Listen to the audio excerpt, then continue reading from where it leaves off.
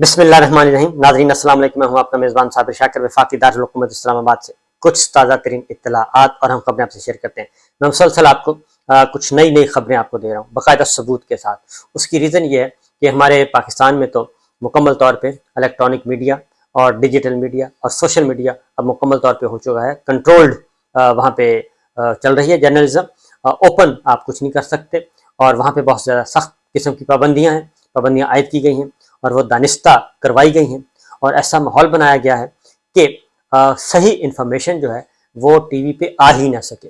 اور یہ بدترین قسم کی جو سینسرشپ ہے وہ 14 جماعتی حکمراں اتحاد وہ اس پہ بہت زیادہ وہ تیل چھڑک رہا ہے اس سارے معاملے میں.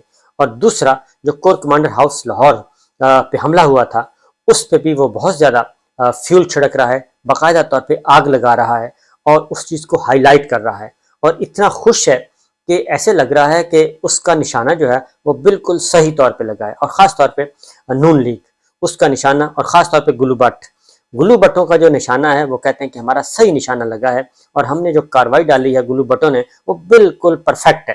اور اس کی آڑ لے کر اب کچھ چیزیں کی جا رہی ہیں. ایک بات. دوسری بات خاص طور پہ مریم نواز صاحبہ اور نواز شریف صاحب اور ان کے ساتھ جو ان کے ماؤتھ پیس ہیں جو اسی ونگ کے ہیں یعنی کہ نون لیگ شریف فیملی, وہ ایک اور کام کر رہی ہے, بڑی باریک وارداتیں ڈال رہی ہے.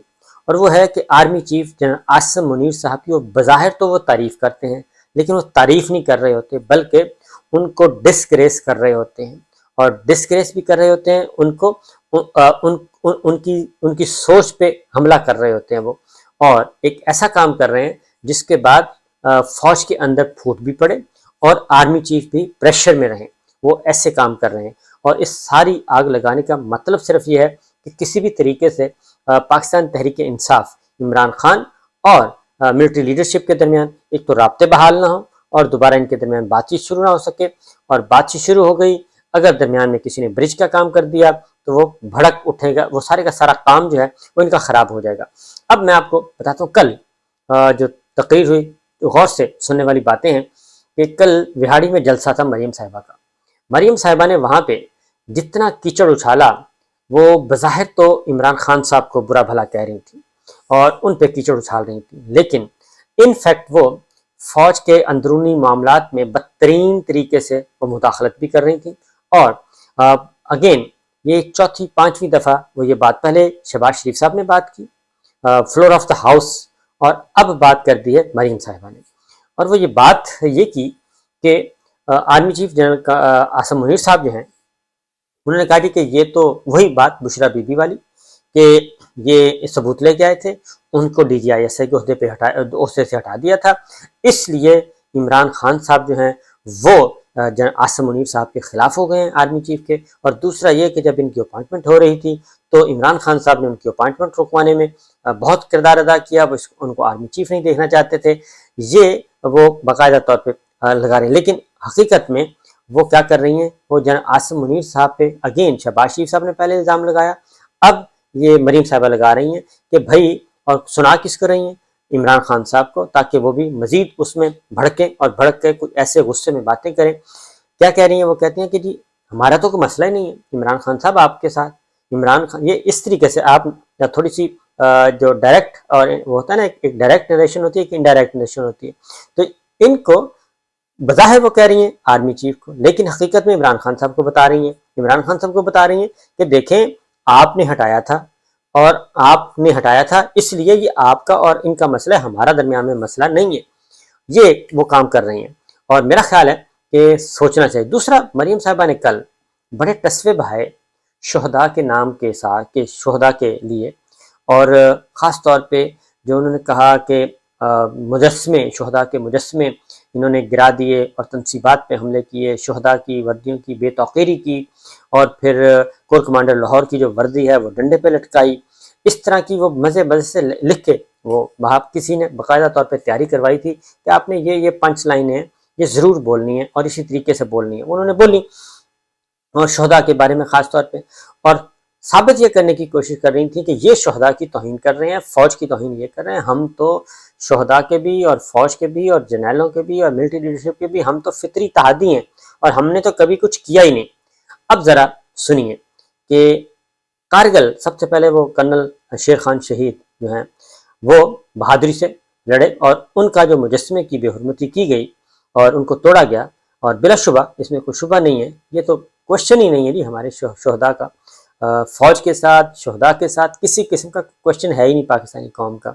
یہ ساری کے سارے راستے انہوں نے ہی دکھائے ہیں، کیا دکھائے ہیں اور کس قدر کرتے رہے۔ کارگل کے بارے میں میں آپ کو ایک گفتگو سناتا ہوں نواز شریف صاحب کی، اور یہ انڈین ٹی وی چینل پہ ایئر ہوئی ہے، اور انڈین ٹی وی چینل کا ہی میرے پاس یہ موجود ہے جی گفتگو، اور انڈین چینل پہ یہ نشر ہوئی۔ ذرا سن لیں کہ نواز شریف صاحب انڈین ٹی وی چینل پہ کیا کہہ رہے ہیں، ان کی تقریر ادھر نشر ہو رہی ہے، کیونکہ جب انہوں نے ادھر تقریر کی تھی جلسہ عام میں تو انڈیا اس کو براہ راست دکھا رہا تھا، براہ راست۔ یہ ذرا سنیے۔ کارگل میں ہمارے سینکڑوں جاں بازوں کو شہید کروانے اور دنیا بھر میں پاکستان کو رسوا کرنے کا فیصلہ فوج کا نہیں تھا، چند مفاد پرست جرنیلوں کا تھا۔ کارگل آپریشن کے پیچھے وہی کردار تھے جنہوں نے اپنے ان گھناؤنے جرائم پر پردہ ڈالنے اور سزاؤں سے بچنے کے لیے 12 اکتوبر 1999 کو بغاوت کی اور مارشل لاء نافذ کیا۔ یہ پرویز مشرف اور اس کے چند ساتھی تھے جنہوں نے فوج کے ادارے کو اپنے مذموم مقاصد کے لیے استعمال کیا، بلکہ بدنام کیا۔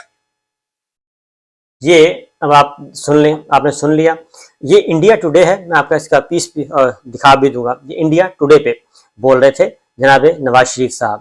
اب اس کے بعد کارگل پہ بھی کیا کہتے ہیں وہ بھی سن لیں۔ اب ایک اور گفتگو کارگل پہ، کہ کارگل جو تھا جس کے بارے میں یہ کرنل شیر خان شہید ہمارے شہید ہوئے، ان کے بارے میں آج جو تصویر بہا رہے ہیں ان کے مجسمے کے بارے میں، کارگل کے بارے میں کہتے ہیں کہ یہ تو فوج نے ہماری پیٹھ پیچھے چھرا گھونپا تھا، اور جو بات واجپئی کہہ رہے ہیں وہی بات میں کہتا ہوں کہ واجپئی بالکل صحیح کہتے ہیں کہ فوج نے اور ہماری فوجی قیادت نے پیٹھ پیچھے چھرا گھونپا۔ ذرا سنیے۔ واجپئی صاحب نے اس بات کا گلہ کیا کہ جناب دیکھیں ایک طرف تو لاہور ڈکلریشن ہو رہا ہے اور دوسری طرف جو ہے وہ کارگل کا وہ مس ایڈونچر کر کے میری پیٹھ پر چھرا گھونپا گیا۔ میں نے کہا اور میں نے کہا بالکل واجپئی صاحب ٹھیک کہتے ہیں، ان کی پیٹھ میں چھرا واقعتاً گھونپا گیا۔ اگر میں ان کی جگہ ہوتا میں بھی یہی بات کرتا کہ یہ بالکل یعنی کہ ایک جو ہے وہ پیٹھ میں چھرا گھونپنے والی بات ہے، لیکن میں اب یہ گلہ کس سے کروں پاکستان کے اندر۔ یہ بات کر رہے ہیں اور سامنے انڈین آڈینس بیٹھے ہیں، ان کے سامنے یہ بات کر رہے تھے اور شیم کے نعرے لگوا رہے تھے۔ اب ذرا نون لیگ کی ایک اور جھلک دیکھیں، اس میں مزید آپ کو ملے گا جی، مزید مواد ملے گا۔ ذرا سنیے کہ فوج کے بارے میں جناب مسلم لیگ نواز کے سرکردہ رہنما جو ہیں وہ کیا کہتے ہیں، اور اس کے بعد میں آپ کو آؤں گا ڈیٹیل، جو تازہ ترین بات ہے وہ بھی میں آپ کو بتاتا ہوں۔ اس پاکستان کو برباد کر چکا ہوں، اس پاکستان کو تباہ کر دیا، اس پاکستان کو لہو لہان کر دیا پاکستان کو۔ نواز شریف آپ پاکستان تم ٹھیک کرو، خراب کریں یہ فوج کے جنرل اور ٹھیک کریں نواز شریف آگے۔ میں اس بات پہ کنونسڈ ہوں کہ ڈیفنس بجٹ کو اور بھارت کے ساتھ جو پیس پروسیس ہے اس کو الگ الگ دیکھیں۔ میں ڈی ایچ اے کے خلاف ہوں، میں سمجھتا ہوں کہ فوج کو پلاٹ نہیں بانٹنے چاہیے، جنرلوں کو پراپرٹی ڈیلر نہیں ہونا چاہیے۔ 65 میں فیک جو ہے وکٹری ڈکلیئر کی وہ پوچھا آپ نے، انہوں نے سیاچین ہارا آپ نے پوچھا ان سے، انہوں نے کارگل ہارا آپ نے پوچھا۔ پاکستان آپ نے اپنا پیٹ کاٹ کر جس فوج کو مارا ہے، جو فوج کو ہیلی کاپٹر لے کے دیے ہیں، جو فوج کو ہم نے ہوائی جہاز لے کے دیے، جو توپیں اور بندوقیں لے کے دیے، آج وہی ہیلی کاپٹر توپیں اور بندوقیں پاکستان میں مقبول کر رہے ہیں۔ یہ آپ کو سمجھ آ رہی ہوگی کہ یہ کہتے ہیں کہ ہم فوج کے حامی ہیں، تو یہ فوج کے ساتھ کیا کرتے رہے ہیں سارے کے سارے مل کے، یہ آپ نے سن لیا، اور اس سے زیادہ بن چکا ہوا ہے، قطرے قطرے سے ہی تو بنا ہے۔ یہ آپ نے سن لیا۔ اس کے بعد ایک اور سنواتا ہوں آپ کو، وہ بھی ذرا سنیے گا جی۔ غداری کا لیبل ہر اس شخص۔ اب یہ ذرا سنیے جی، اس کو بھی سنیں۔ میرے بھائیوں اور بہنوں، انہی لوگوں نے محب وطن اکبر بگٹی کو شہید کیا، انہی لوگوں इन्हीं लोगों को मोहतरमा बेनजीर भुट्टो ने अपनी शहादत से कबल लिखे गए खत में अपनी मौत का जिम्मेदार ठहराया। इन्हीं लोगों ने बलूचिस्तान और सिंध में हमारे फिजाई अड्डे गैरों के हाथों में गिरवी रखे। आप जानते हैं, जहां से ड्रोन उड़ते थे। इन्हीं लोगों ने 12 मई कराची और लाल मस्जिद इस्लामाबाद जैसे कत्लेआम करवाए। हमारे गैरतमंद बलोच भाइयों और बहनों की महरूमियों के जिम्मेदार भी यही लोग। इन वाकयात से जहां आपने दुख और परेशानियां उठाई, वहां मुट्ठी भर लोगों ने बेशुमार फायदे उठाए। ये आपने जी सुन लिया।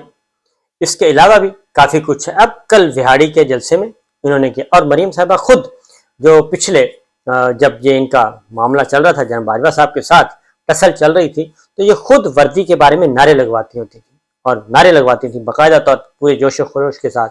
और ये वही नारे जो कि कबायली इलाकों में लगवाते थे पीटीएम वाले। तो ये है मामला। अब आते हैं, ज़रा उसको जोड़ते हैं करंट जो सिचुएशन है उसके साथ। हो क्या रहा है?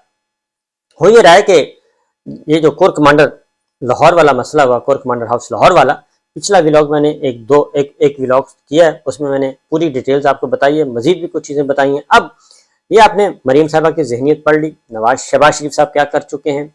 फिर एक और बात, फौज के अंदर भी अभी तक इसको कबूलियत नहीं मिल रही, और ये जो कुछ भी जहाँ बाजवा साहब करके गए हैं उसको कबूलियत नहीं मिल रही।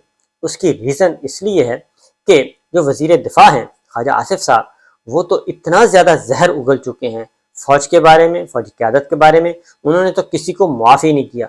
उन्होंने 65 की जंग, 71 की जंग, कारगिल ऑपरेशन, सियाचिन, और उसके बाद बेशुमार किस्म की उन्होंने तो कहा है कि ये हड्डियाँ नोच चुके हैं, हमारी हड्डियों से गोश्त नोच लिया। ये सारी बातें। तो असल मामला क्या है? असल मामला ये है कि इनको समझ आ गई है। अब ये मांग क्या रहे हैं? उसी फौज से जनरल बाजवा साहब के साथ मामला तय किए अभी, और वाहिद एक परवेज़ मुशर्रफ साहब हैं जिनको आर्टिकल 6 के साथ ट्रायल किया, और वो इन्होंने ही किया। अब आगे बढ़ते हैं।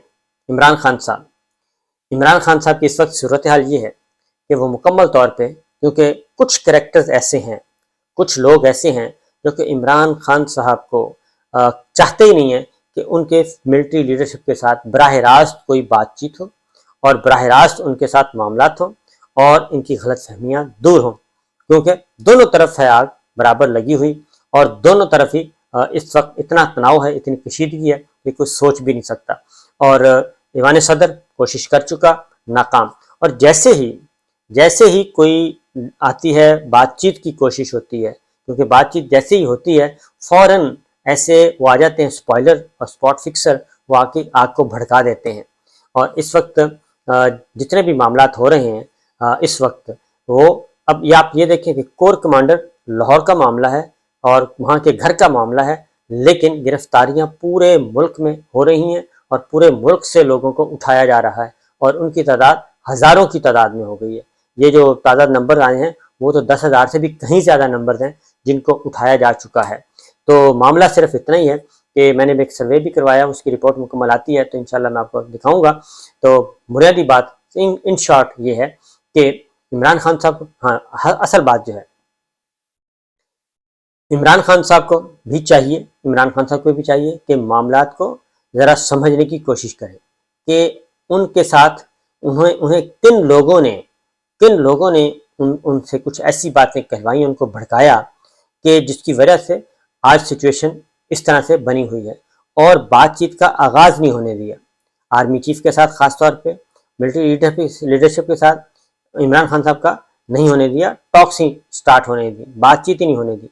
और अब मरीम साहबा और नवाज शरीफ साहब और मुस्लिम लीग नवाज उसी एजेंडे को लेके आगे बढ़ रहे हैं कि किसी भी तरीके से आग भड़काते जाएं।